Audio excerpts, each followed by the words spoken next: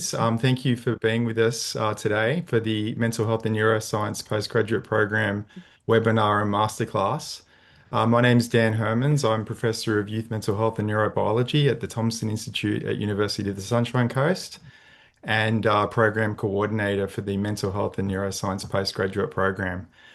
It's my absolute pleasure to also introduce my co-present. Well, I'm just emceeing, I'm kicking things off and help out at the end, but it's my pleasure to introduce the two key presenters for this webinar. Firstly, Dr. Chrissy Driver, who's a course coordinator in the Mental Health and Neuroscience program, and our guest speaker, Dr. Taliah Prince, who's going to present to you a wonderful masterclass about the impacts of cyberbullying during adolescence. So I'm sure many of you are looking forward to hearing about that. Just some housekeeping to kick things off, just to note that this webinar will be recorded and sent out to everyone who registered. Thank you for doing so. We've had a very popular session once again. And this is our ninth webinar, would you believe? And I'm very pleased to say that once again we've had around 1,000 registrations, which is absolutely fantastic and great to have you all with us. Also, there will be an opportunity towards the end for a Q&A session. So I do encourage you to ask your questions in the chat function of the Zoom room, and we'll try our very best to get through as many as we possibly can. Also, there will be questions, I guess, about eligibility, but and other questions you might have about the program course and structure, and how to get into the programs. But also, if you have questions for Talia or any of us really about the topic tonight and any other topics you want to discuss. So very quickly, on behalf of the team, I would like to start formally, really, with acknowledgement of country. So I acknowledge the traditional custodians of the lands on which we all meet today, and on behalf of the team at UniSC, pay my respects to elders past, present, and emerging. So just by way of overview, next slide, please.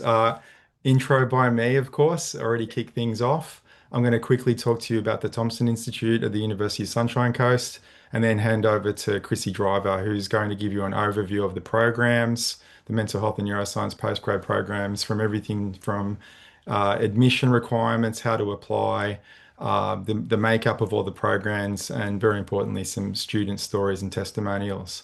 And then we're going to hear from Dr. Taliah Prince about cyberbullying and the developing brain, or the adolescent brain. And Talia is going to be showcasing some of the very recent work she's been doing at the Thompson Institute in the youth mental health program. And I'm sure we're looking forward to hearing more about that. So who are we at the Thompson Institute? We are a mind and neuroscience based Thompson Institute, a research institute where we focus on the most pressing mental health issues facing society today. And we do that across these four major areas. Obviously, from a research perspective, but we also have clinical programs, education, of course, hence things like the Mental Health and Neuroscience Postgraduate Program. But we do other things in the education and teaching space, education and training, I should say, and also advocacy. So, otherwise known as our care model, we address these issues across the mental health themes in all of these ways. So, speaking of the research themes that we focus on, the main areas we do address are youth mental health, healthy brain aging, post-traumatic stress disorders or traumatic stress across the lifespan, suicide prevention, and neurobiology of mental health in as many ways as we possibly can. And that, of course, is very much reflected in the content of the mental health and neuroscience postgraduate programs. And more recently, we've very much expanded into, well, another major aspect of the Thompson Institute is a center dedicated to PTSD research. It's a national research center, one of the first of its kind in Australia.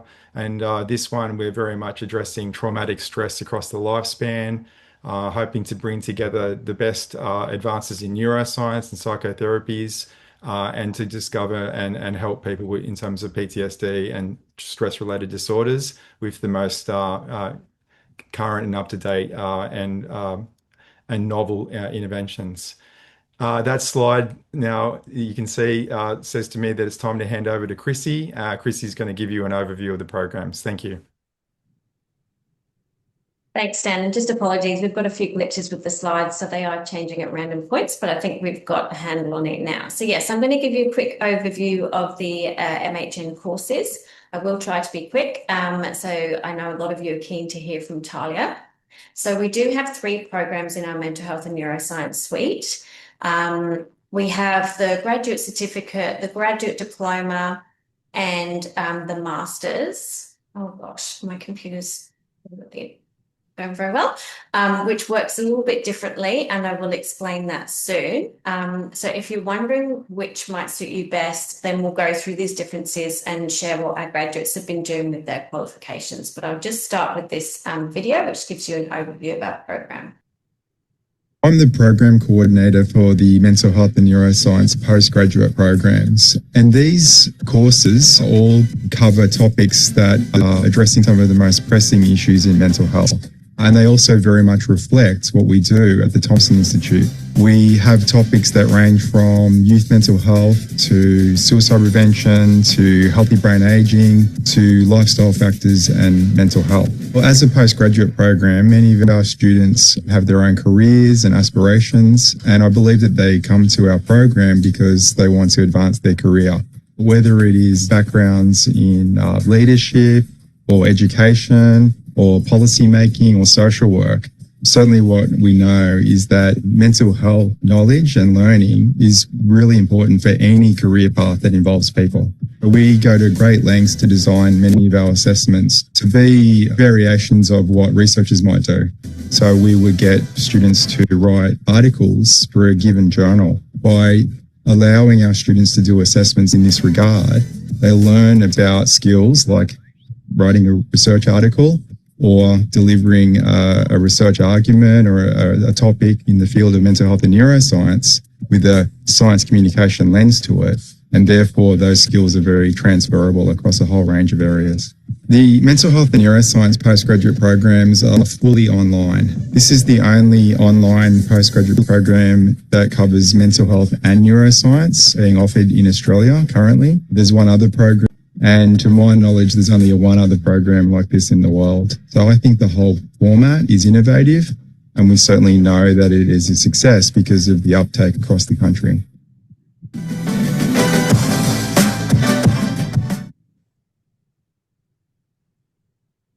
Okay, so as you've just heard from Dan in the video, we have students that come from all sorts of professional backgrounds. So we have, teachers, health professionals, PR managers, and many more. And this diversity really shows how relevant the mental health program is across so many careers today.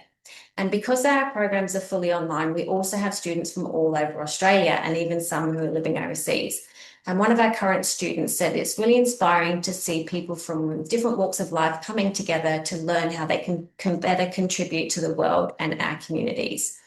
So now I'm going to give you a quick overview in terms of all 3 programs, all of which are asynchronous and fully online, as we just heard. So we'll start with the graduate certificate.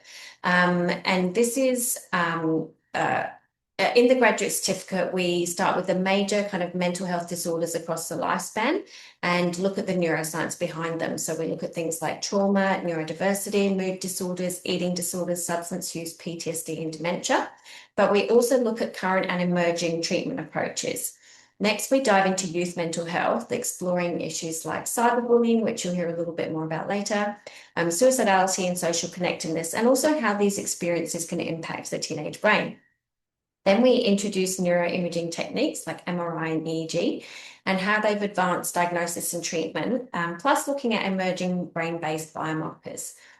And finally, we tackle suicide prevention, looking at strategies across society, lived experience perspectives, and unique factors for priority populations. Now, the graduate certificate is available part-time and is a really good place to start if you're testing the MHN waters or you want a shorter qualification that still gives you the fundamentals. So here's what some of our students who've completed our graduate certificate have said about the course. Ian said the graduate certificate has been of enormous benefit. I've applied relevant aspects positively in advocating for better inclusion and neurodiversity in the workplace, prevention of psychological harm, intervention with FIFO workers who've been struggling with their mental health. He said he had such a positive but challenging experience. And has no hesitation in recommending the MHN course to anyone who has a passion for learning in this field. And he said you won't be disappointed and it will change your thinking and enhance your knowledge forever.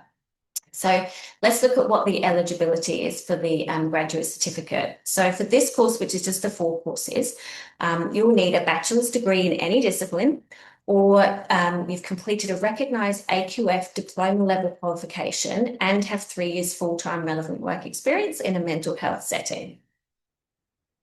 Okay, so looking at the graduate diploma, this is made up of 8 courses. So this does include the 4 courses from the graduate certificate that we've already talked about, plus 4 more where we take a deeper dive into specific areas of mental health and neuroscience research. So here's specifically what we cover. Now, in the Healthy Brain Aging course, we'll explore the neuroscience behind healthy aging, mild cognitive impairment and dementia, including risk factors and current and emerging treatments. Then we have a course on neurocognition and mental health. So this looks at how different cognitive functions are affected across disorders and the neurobiology behind treatments for cognitive impairments.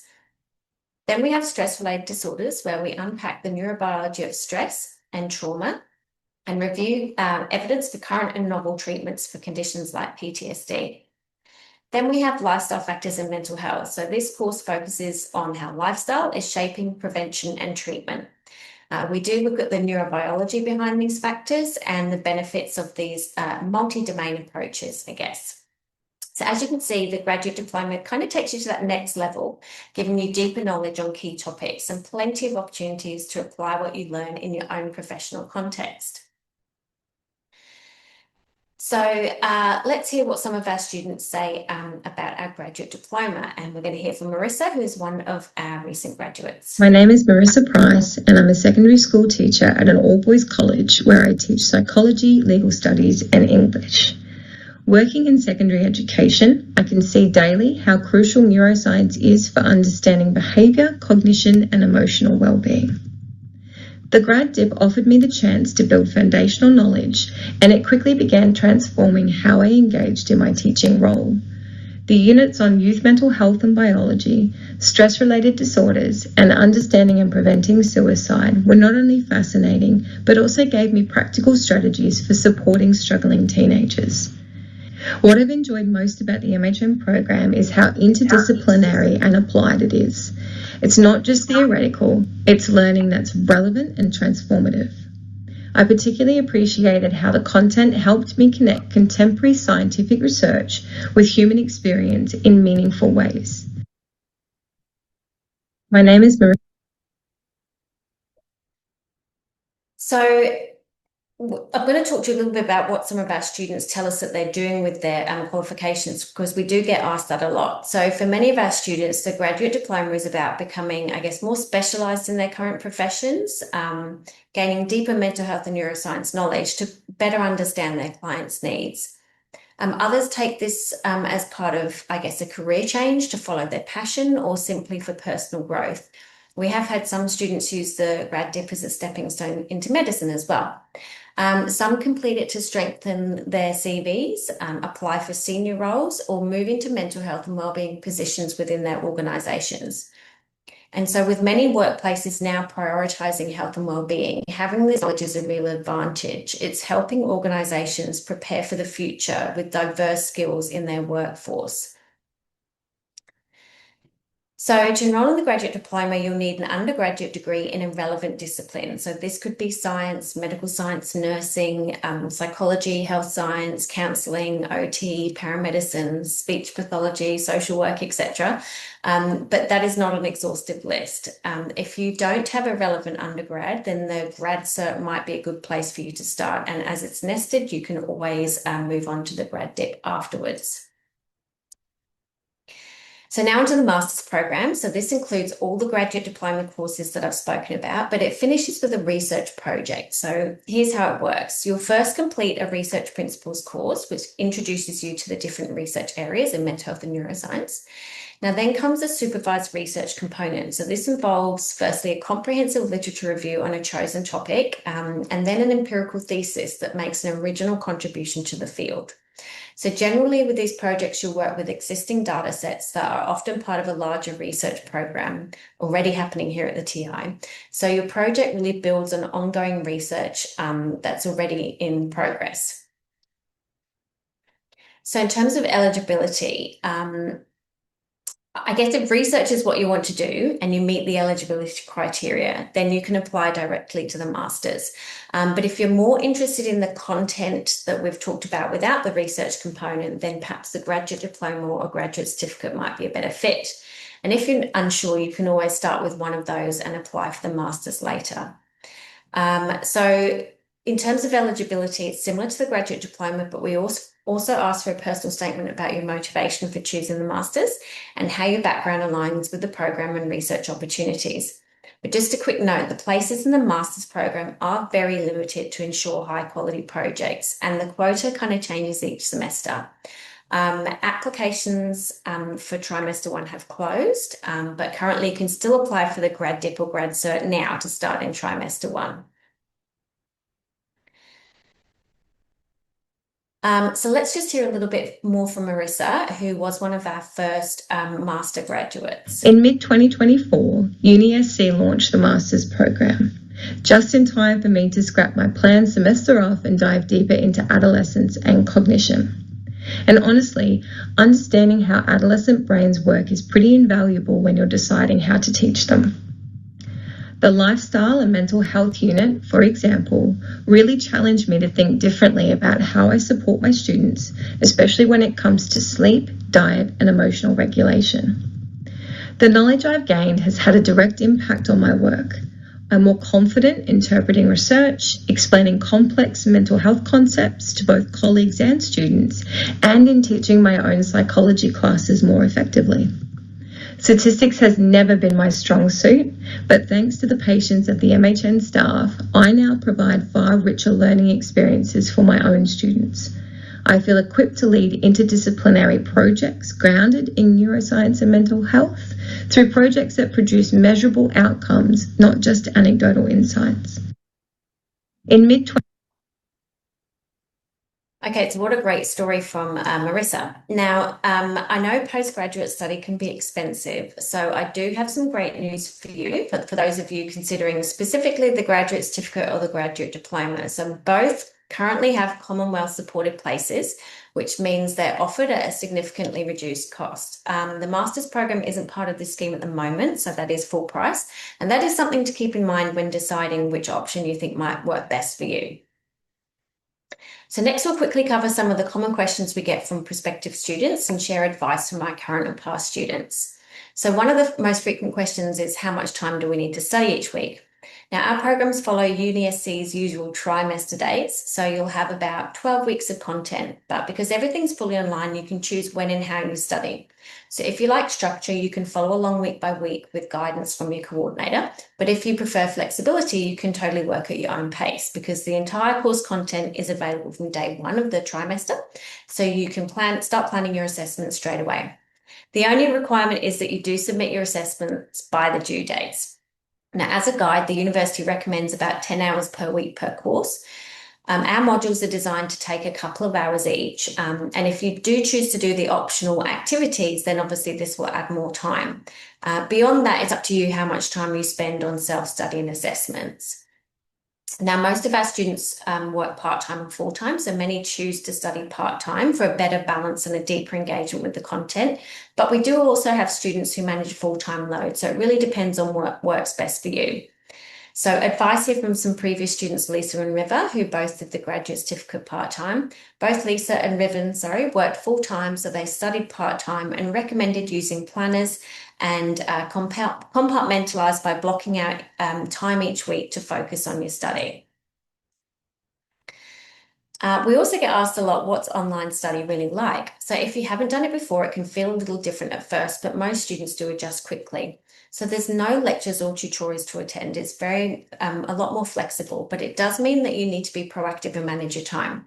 So instead of traditional lectures, our content is packaged into interactive modules that you can work through at your own pace. Now, after the webinar, we're actually going to send you a sample module so you can see what it looks like.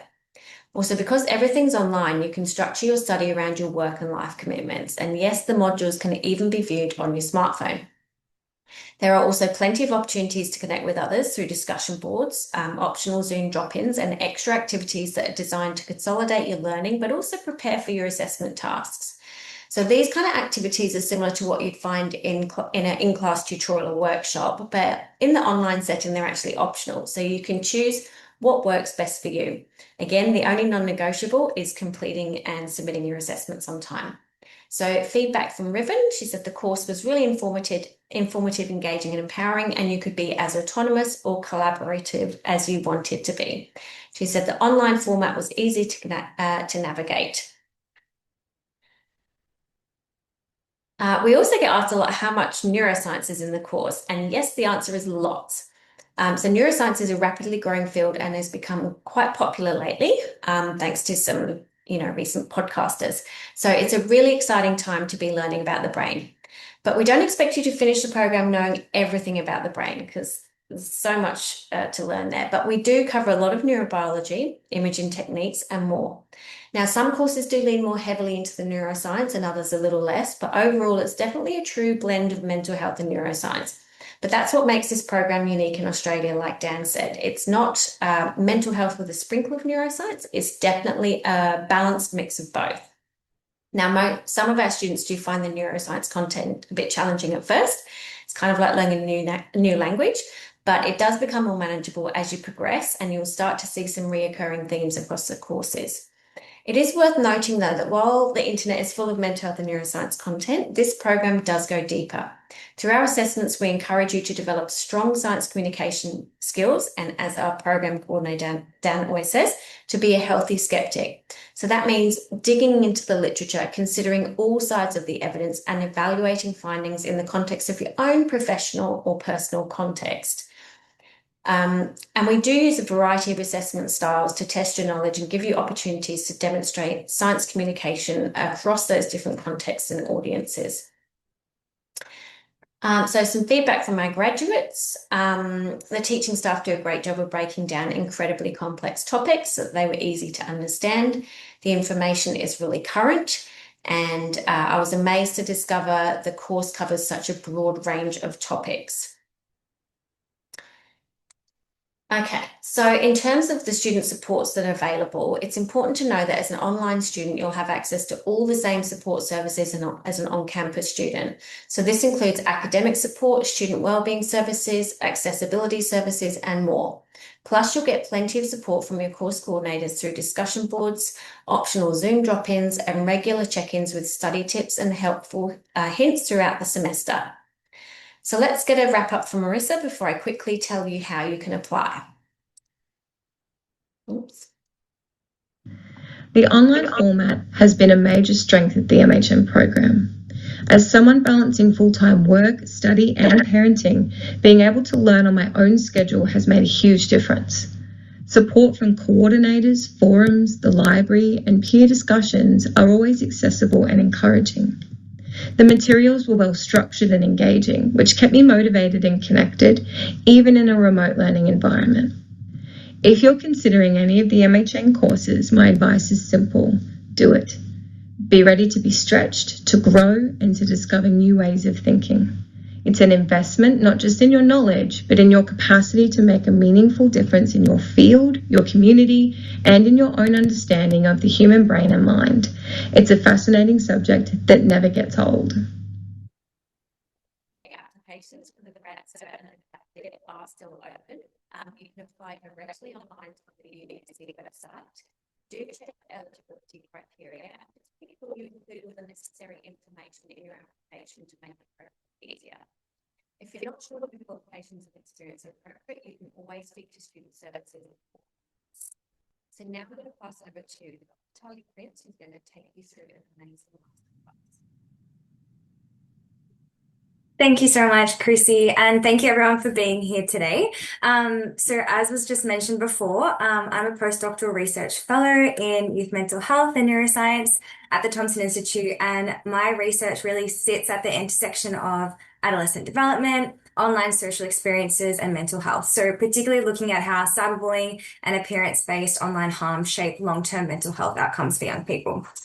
So just to start off the masterclass today, I will briefly set up the developmental context for why adolescence is such a vulnerable period, and then I'll walk you through some of the Thompson Institute's recent neuroimaging work, including some world first studies examining cyberbullying in real time. And then we'll finish up with what this means really for prevention, support, and policy. So adolescence is a really important period of development, socially, psychologically, and biologically as well. So during this time, brain systems involved in emotion and reward become highly responsive, while systems responsible for cognitive control and emotion regulation are still maturing. So in everyday life, what this means is that adolescents are especially tuned to peer evaluation, things like social status and belonging. And social experiences tend to carry a lot more emotional weight for young people. So at the same time this is occurring, adolescence is also when young people are actively forming their identity. So they're asking questions like, who am I? Where do I fit? And how do other people see me? And in today's world, a meaningful portion of that identity work happens online. So we all know that social media has increased dramatically over the past decade, and now there is over 5 billion users worldwide, and in Australia alone, 94% of teenagers use social media regularly. So social media can absolutely be positive. You know, it allows for things like social connection, creativity, humor, and self-expression, but it also really does have its downside. So online, young people are constantly exposed to highly filtered and idealized images, and this can really lead to unhealthy comparison and a reliance on things like likes, comments, and follower accounts for validation.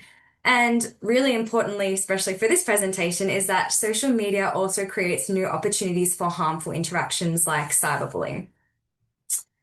So cyberbullying is defined as repeated intentional harm directed at someone through digital platforms. And there is usually a power imbalance between the people involved in the experience. So like more traditional forms of bullying, there are people who bully, there are people who are targeted, there are people who bully and are targeted, so bully victims, and then there's bystanders, so those that witness it. However, cyberbullying is different from more traditional face-to-face bullying, I guess, in a few important ways. So cyberbullying can be anonymous, it can spread very quickly to large audiences, and the content is permanent. So it can stay online for a very long time, if not indefinitely.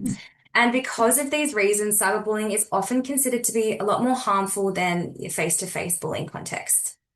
There's also a really large body of research that links cyberbullying to increased risk of mental health difficulties in young people. So things like depression, anxiety, eating disorder symptoms, and even suicidal ideation.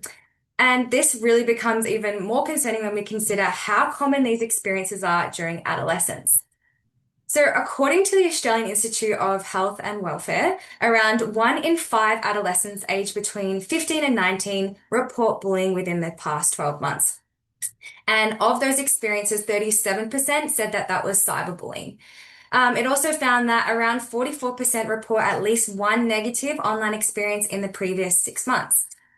So we know that cyberbullying is very common among adolescents. And as we just talked about, it's associated with a range of different negative mental health outcomes.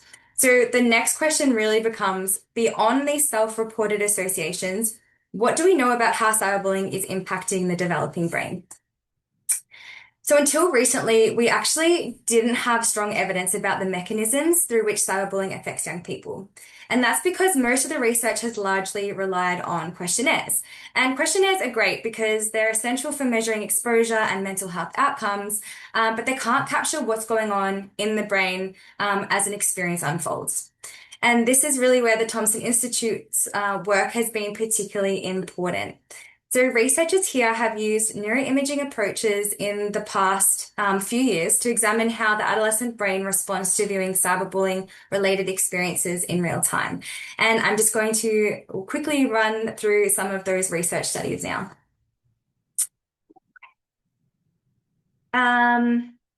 Yeah, great. So one of the first studies in this space was led by Dr. Larissa McLaughlin, who set out to investigate how the developing brain responds when a young person witnesses cyberbullying in real time.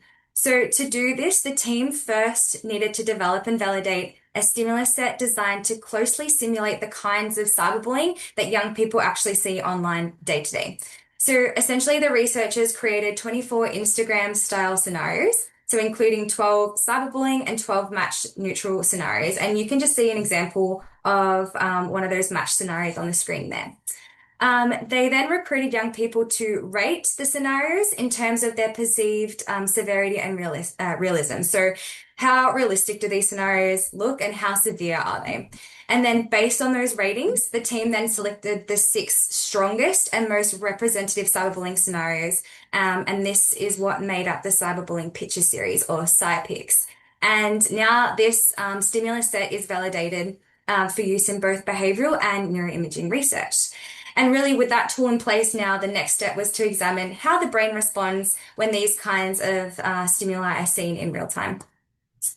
So to do this part of the study, the research team had 32 young people undergo functional MRI while they viewed the CyPICS scenarios. So just very briefly for context, functional MRI, or fMRI, measures what we call bold response. So this is just essentially changes in blood oxygenation that act as a proxy for neural activity. And this just lets us infer which brain regions are more engaged when someone is undergoing a task. So like viewing cyberbullying.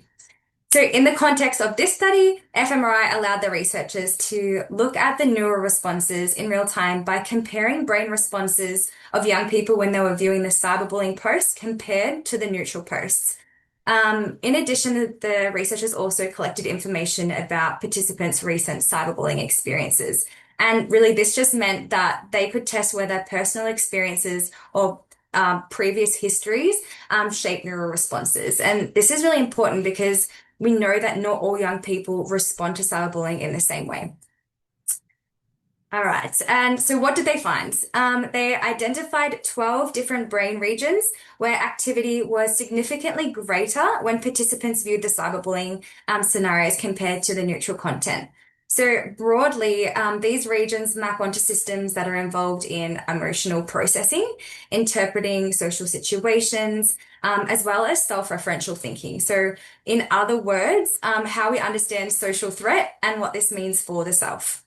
They also found that neural responses differed based on individual factors. So, for instance, participants with no prior cyberbullying experience showed greater neural responses in a region commonly involved in self-referential processing, whereas females showed a greater response in the anterior cingulate cortex, and this is a region that's often linked with emotional regulation and empathy.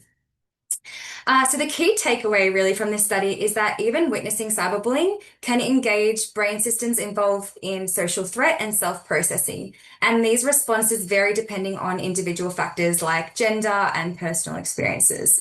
And this really matters because cyberbullying isn't just one single experience.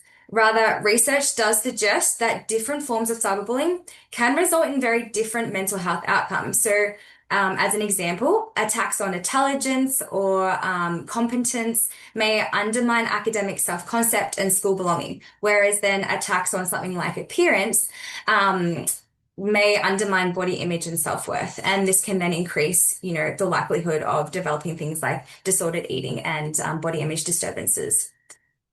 So for adolescent girls in particular, the most common type of cyberbullying is appearance-related cyberbullying. And this just refers to any cyberbullying that is directed towards someone's physical appearance attributes. So things like their face, facial features, their skin, their hair, or their clothing. And then within this type of cyberbullying, there's a more specific subtype called body image related cyberbullying. And this focuses specifically on someone's weight, shape, or their size. And now a body image related cyberbullying is especially harmful for adolescent girls. because they're not only more sensitive to body-related feedback during this really sensitive period of development, but they're also more likely to be targeted by cyberbullying that's directed to their bodies. So despite knowing all this about this type of cyberbullying, at the time that I started my PhD, most research had either focused on traditional forms of appearance-related bullying or cyberbullying more generally, like we just talked about. And yeah, there was very limited research on specific forms of cyberbullying, like appearance-related cyberbullying. So therefore, there was a huge gap in understanding how this specific form of cyberbullying affects young people, psychologically and neurobiologically. And so that's where my research came in. So along with a research team at the Thompson Institute, also including Dr. Chrissy and Professor Dan, I was able to look at one, how common appearance-related cyberbullying is, how it affects body image and mental health, and how the adolescent brain responds to it. So first thing that we did was we wanted to look at how common and clinically meaningful this type of cyberbullying was. So we surveyed 336 adolescent girls aged between 14 and 18. And we also looked at their experiences with cyberbullying, appearance-related cyberbullying, a range of body image measures, and then also eating disorder symptoms. And what we found was that 98% of adolescent girls reported an experience with cyberbullying, and of that, 62% was appearance-related cyberbullying specifically. We also found of that, over 95% wanted to change how they look because of their experience with appearance-related cyberbullying, with 96.2% desiring to change their appearance through dieting or exercise, 95.2% desiring to change their appearance or their self-presentation, so like their clothing and makeup and things like that. And then 81.3% desired to change their appearance through undergoing cosmetic procedures. We also found that appearance-related cyberbullying was associated with increased body shame, eating disorder pathology, and also lower body appreciation and self-esteem. So really the key point here is that appearance-related cyberbullying isn't just unpleasant for young people, especially girls. It appears to be psychologically meaningful in ways that map onto known risk pathways for negative mental health. And then that leads us, I guess, to the next question, which is what happens in the brain when adolescents encounter this kind of cyberbullying in real time? So to examine this, what we did was we actually adapted what Dr. Larissa did in her study. We adapted CyPICS to create the body image specific stimulus set called the Body Image Related Cyberbullying Picture Series, or BRC PICS. And these scenarios were built from real appearance-based comments that we found on social media. And then again, we validated them. So in this study, we validated them with 413 adolescent girls who rated again each scenario for their realism and perceived severity or harm. And then from this process, we then selected the 6 strongest and most representative scenarios to form the BRC PICS. And we then went on to do our neuroimaging study as well. So to do the neuroimaging component of this research, we recruited 23 girls from a longitudinal adolescent brain study at the Thompson Institute, which is called LABS. And again, they completed a functional MRI session while they were viewing these scenarios in the scanner. So we recruited from this longitudinal study specifically so that we could examine whether their prior experiences, such as, their cyberbullying, exposure, and body image trajectories over time shaped their neural responses. So what we found was that when adolescents viewed the appearance-related cyberbullying compared to the neutral posts, there was a greater engagement of brain regions involved in emotional processing, social cognitive interpretation, and self-referential processing. So this is very similar to what we saw with the general cyberbullying as well. But yeah, I guess in other terms, what we're seeing is that the brain processes these comments as socially important and emotionally meaningful. And this really aligns with broader evidence that social evaluation and rejection recruit brain systems involved in social pain and self-processing. And then again, like what we saw in Dr. Larissa's study on the neural responses to more general cyberbullying, past experiences really mattered here as well. So the adolescent girls with more recent cyberbullying exposure showed stronger neural responses to the appearance-related cyberbullying in regions that were responsible for threat detection and emotion regulation. And that suggests that heightened sensitivity to similar social threat cues, which may help explain why cyberbullying can feel so persistent for some young people as well. We also saw differences linked to body image as well. So adolescents with more positive body image or a higher body satisfaction showed stronger activity in regions involved in attention processing as well. And this likely reflects differences in how emotional information is allocated and interpreted. So not necessarily greater distress, but differences in engagement with the content and maybe potentially more protective engagement with the individuals with higher body satisfaction. So for this, the key takeaway is quite simple. So two young people can see the exact same comment online, but their brains may process it differently depending on their histories and their vulnerability profiles. So that's essentially the appearance-related cyberbullying work that we did in a nutshell. And if you're interested, I also wrote more of a simpler summary of this work for a conversation article that was recently posted last year. And the link is just on the slide here. And maybe we can also pop it in the Teams chat if that's accessible, but otherwise it's on the slide right there. All right, and then this kind of just leads me into some other work that was done at the Thompson Institute in the space of cyberbullying as well. So up until now, we've mainly been focused on functional MRI studies. And the next piece of work really is looking at a different modality, which is called EEG. So very quickly, EEG measures electrical activity from the scalp. And it's especially useful because it shows how quickly the brain is responding to a task in real time. So in a systematic review that was led by Dr. Leah Mills at the Thompson Institute, she pulled together EEG studies modeling cyberbullying-like experiences. So most of these focused on online social exclusion. And this is a really common form of cyberbullying that includes things like being ignored or left out of group chats or deliberately not being responded to.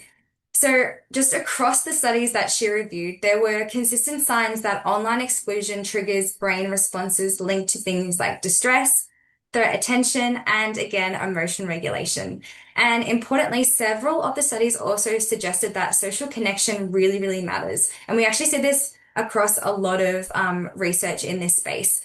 So when young people who feel more supported, they tend to show different response patterns, which may reflect resilience in the face of negative experiences like cyberbullying. So overall, this really reinforces that for many young adolescents, online exclusion is not experienced as less real than offline exclusion, but the brain is actually responding as though it's genuine social pain.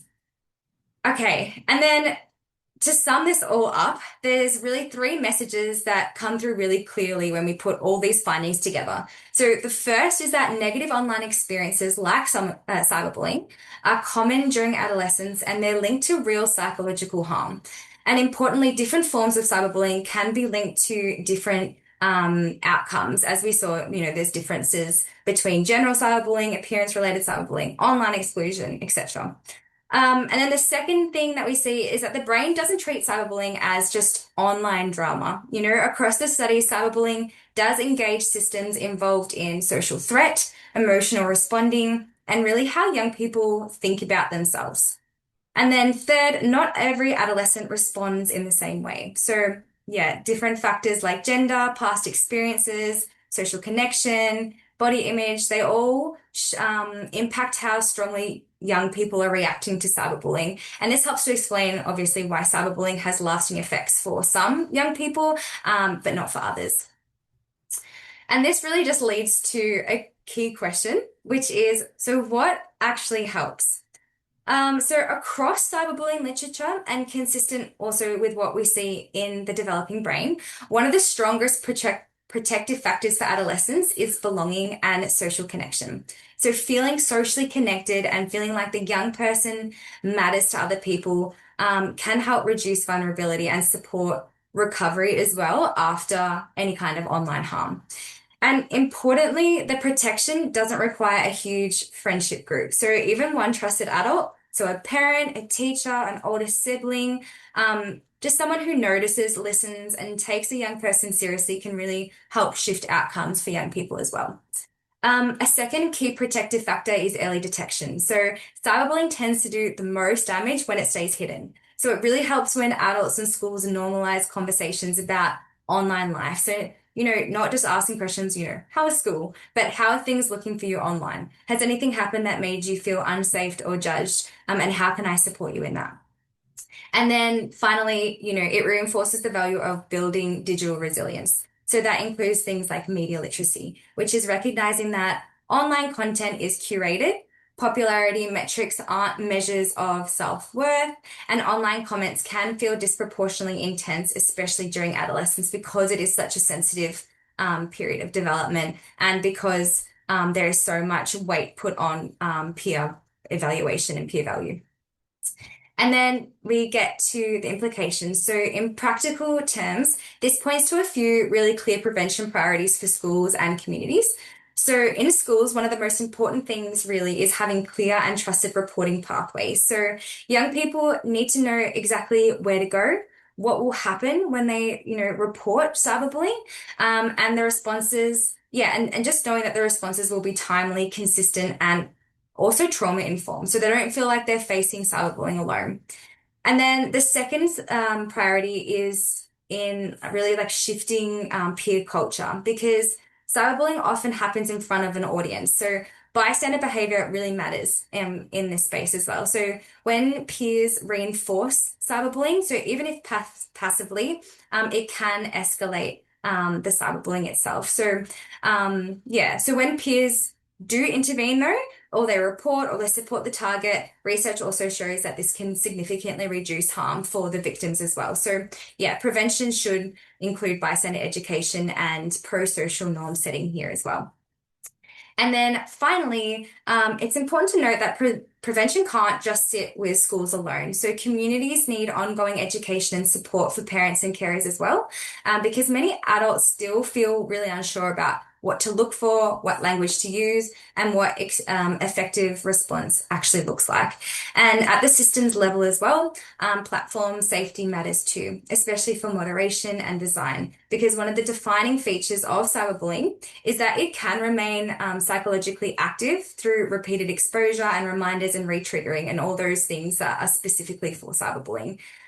So reducing visibility, persistence, and reinforcement online is part of prevention. I think the key takeaway here is that prevention works best when it's layered. So, through connection, early detection, trusted reporting pathways, and safer digital environments, all working together. And with that, I will hand back over now to either Chrissy or Dan for some question and answer time. Thank you so much. Thank you, Talia. Wow, thank you so much. That was an excellent presentation. And we've got some questions that are coming through, so I'll let you catch your breath, have a sip of water. Chrissy and I might address some of the questions about the course and some of the administrative type questions, and then I've got a bunch of questions for you, Talia, that are specifically about cyberbullying. So a lot of interest in that. I'll kick off with one easy one. There was a question about whether the MHN is available across all three trimesters. In 2026, we're going through a transition. So we have trimesters 1 and 2 this year, but not trimester 3. Sounds odd, but it's just getting prepared for that. And in 2027, we will be fully in the trimester model. And we will have MHN available throughout the whole year across all three trimesters. Chrissy, are there any that you were happy to address straight up? And then we can get to the cyberbullying questions in a moment. We're having some trouble with your audio there. Maybe you can just see if there's anything at your end with the computer, and I'll address some of the other questions we have. There was a question about somebody having a recent graduate certificate in child and adolescent mental health, and could they enroll into the grad diploma and only do the second lot of 4 courses? We can look into these sort of things, prior recognition and the like. So I do encourage that person to contact us and find out more about how you would do such things. So we do look at prior learning and previous qualifications. Let's just check your audio again there, Chrissy. Can you Yeah, hear me that's now, good. Dan? Yeah, good. Okay. I was going to answer the same question, but that's okay. There Um, was another one there. We think that there was another audio issue towards the end of your presentation, and my colleague Trish has just reminded me about this. Uh, I think you were saying towards the end of your section there, Chrissy, about how trimester mhm. one applications for the graduate certificate and graduate diploma are still currently open. They Yes. will be So for another couple of weeks. Yeah. yeah, so trimester one applications for the graduate certificate and graduate diploma are open. We do start the trimester in the beginning of March. So yeah, I've got a couple of weeks left. To apply, you just apply directly online through the UniSC website. And I just gave some advice about checking eligibility criteria and in your application, just trying to include all the necessary information just to make the process easier. And I said, if you're not sure if your qualifications and experience are appropriate, or you're not sure which course might be right for you, you can always speak to student services for advice on those things. Um, okay, so I might. Are you ready for to answer some questions, Talia? So let's get onto the topic Yeah. of cyberbullying. So there's a question here. I'll paraphrase it a little, but really the question is about whether your research, whether the cyberbullying research that you've either done or been or read into yourself is related to individuals with neurodiversity. Any comments on that? What's happening in this in the cyberbullying space in terms of addressing people with neurodiversity? Yeah, it's a great question. I haven't, none of my research has focused specifically on cyberbullying and neurodiversity. Um, but I have read that there is a higher prevalence among neurodiverse people than obviously like the general public. But yeah, I can't comment too much on that. Just because, yeah, my research has been more specifically about more appearance related specific forms and adolescent females. Okay, this one's a little related. I will paraphrase the question as well. But this person it seems, has an adolescent client. The questioner has an adolescent client with a learning disability, and he is experiencing relentless bullying. There's also some potential issues where the father is not quite understanding perhaps the severity or magnitude of this. But the real Mm. question is this: are there any specific strategies that this person, the questioner, can use in relation to this? That is, any services that are engaged with teenagers like that? Um, yeah, perhaps Mm. Talia, you could mention some of the work we've been doing with these social enterprise companies and other companies that are taking and looking at data that is available online.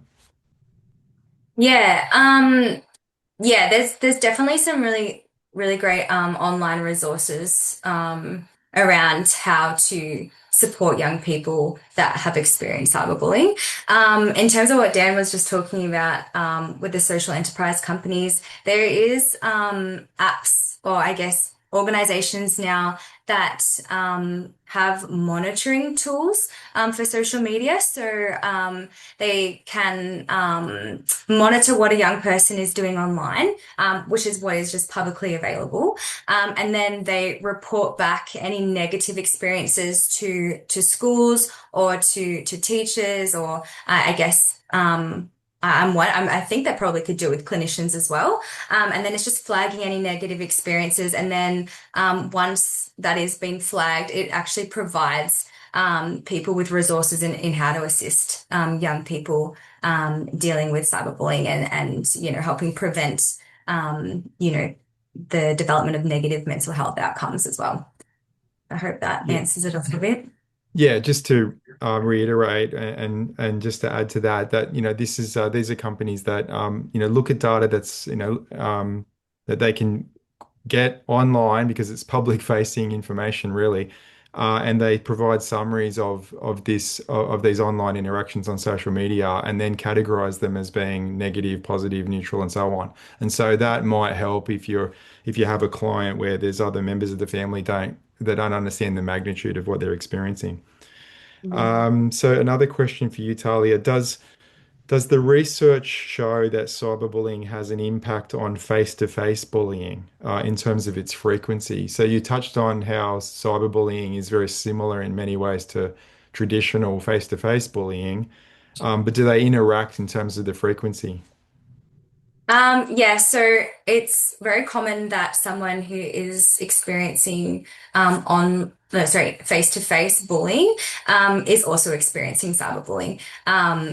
And which really, I guess, this compounds distress for young people because it's not being left at home. Like there's no escape when they're experiencing face-to-face bullying, and then they're going home and they're experiencing cyberbullying as well. So there is definitely an overlap there. And then it's also in the literature, it shows that, people that maybe have experienced, who are victimized, they're the victims of bullying in face-to-face context, then go online and they bully other people as well, in retaliation or, yeah, there's many different reasons, but yes, there's definitely a big interplay between, traditional face-to-face context and online context. Another one for you, Talia.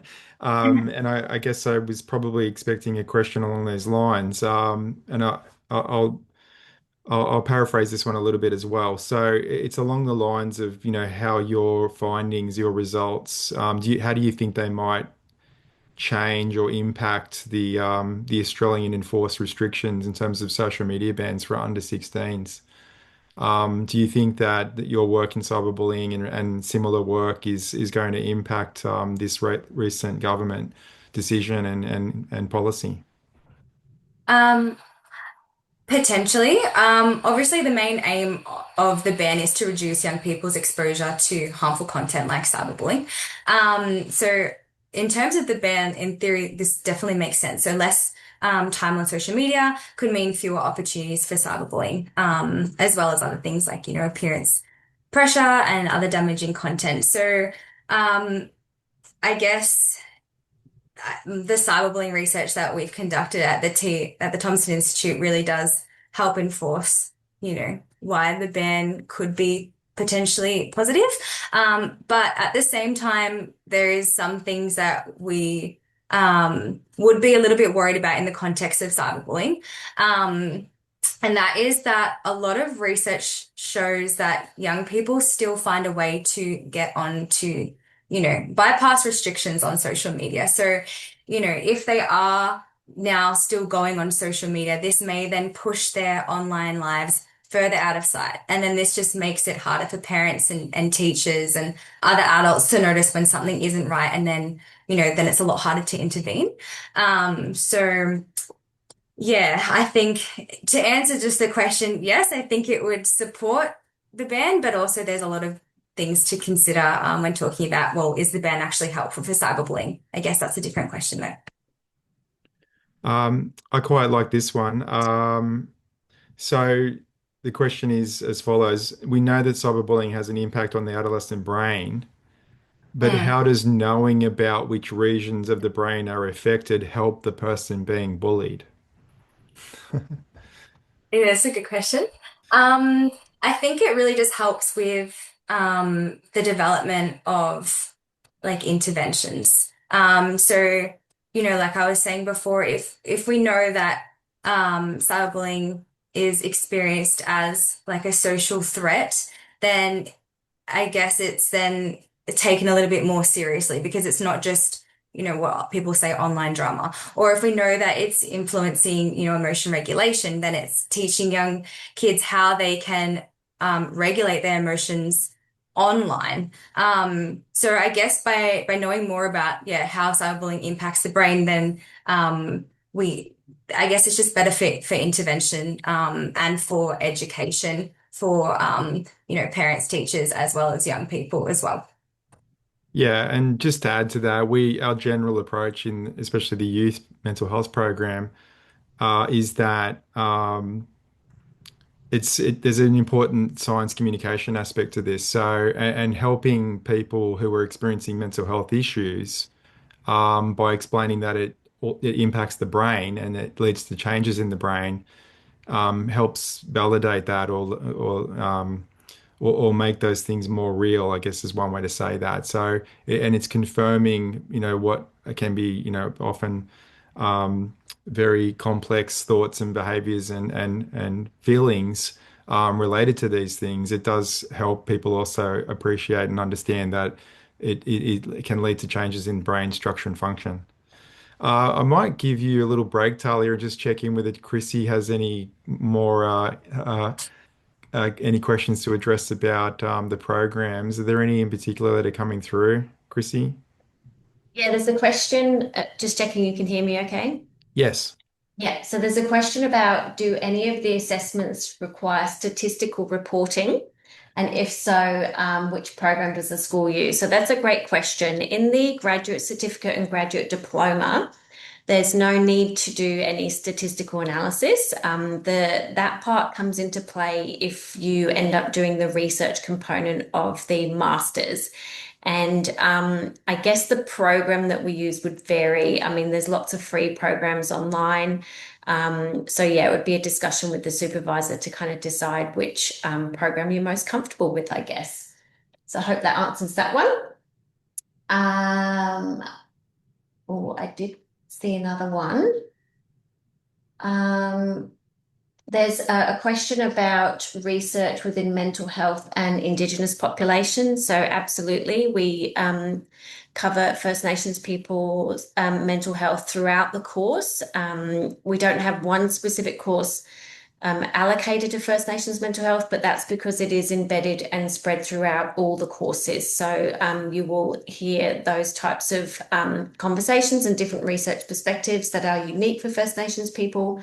We talk about the different types of, I guess, interventions that are more feasible and more useful for particularly First Nations communities. So yes, there's definitely a deep discussion and a deep kind of theme throughout the whole MHM program where we also do look at particular priority populations. I think that might be it for the MHM questions actually, Dan. I think Yeah, okay. Talia's the special guest tonight. Okay, She's the questions are flowing in, and we've gone over time, but happy to keep going for a while. How are you going there, Talia? Oh, You I'm great. Oh, good. great. Okay, so another one for you. Uh, can you suggest any research that's similarly exploring impacts of appearance-related cyberbullying or body image on adolescent boys? Yeah, so there is some preliminary research in the space of adolescent boys. So, in terms of specific research studies, I'm not sure if we pop these in the chat or what we can do with them, but there's research by Byrne et al. 2014. Anyway, so some qualitative stuff that, did an interview style study where they asked young girls and young boys about their experiences with appearance-related cyberbullying. There's also a lot of research on the fact that whereas girls, more experienced comments about how thin they are and things like this, boys are more likely to experience comments around muscularity, as well as gender differences and things like that. That doesn't really make sense, but there's a lot of like preliminary research, but because we were the first to really do an in-depth investigation of appearance-related cyberbullying, we wanted to first look at females. I guess we wanted to first look at females because they're the most vulnerable to this kind of bullying, and also just to make sure that there wasn't any confounding variables looking at boys and girls. But it's definitely a space that needs a lot more research attention as well. Yeah. Okay, just one more. This one's the questioner is a GP, a general practitioner. Is there any tool we can use to identify the severity and impact, especially appearance-related cyberbullying in girls? So I guess, Talia, the question is, you've used some of these scales in your research. Are they available for general practitioners and other clinicians? Yeah, so we have adapted the Berlin Cyberbullying Questionnaire, which is a widely used tool to assess cyberbullying, like general cyberbullying, and we've adapted that to be appearance related specifically. And yeah, we do have that resource online, and that's freely accessible as well. So that yeah, definitely can be used to measure experiences of appearance related cyberbullying. Great, thank you. We really should wrap things up. There's other questions about relationship between cyberbullying and complex PTSD or people with autism, ADHD, AU, DHD. These questions are fantastic, and I guess what I would be saying is these are the sorts of questions that you can tackle and address through the programs that we have in the mental health and neuroscience postgraduate courses. Um, that's exactly the point. It's to look at the intersection across these things, mental health disorders and conditions, to better understand them and explain things from with a neuroscience lens. So these questions are exactly great because they are the questions that these courses and these programs are designed to help you address. So on that note, I'm going to wrap things up. Thank you all for your time and for being involved with this webinar. I'd especially like to thank Dr. Taliah Prince for an excellent presentation about cyberbullying, and I think you'll see that that very much showcases some of the work we're doing at the Thompson Institute, which has a mental health and neuroscience aspect to it. Also, huge thanks to course coordinator extraordinaire, Dr. Christy Driver, and also to our colleagues in the background from UniSC Marketing and Communications, Chris, Marcel, and Trish. Thanks for all your support. So thank you all again. Thank you for the interest, and have a great rest of your day.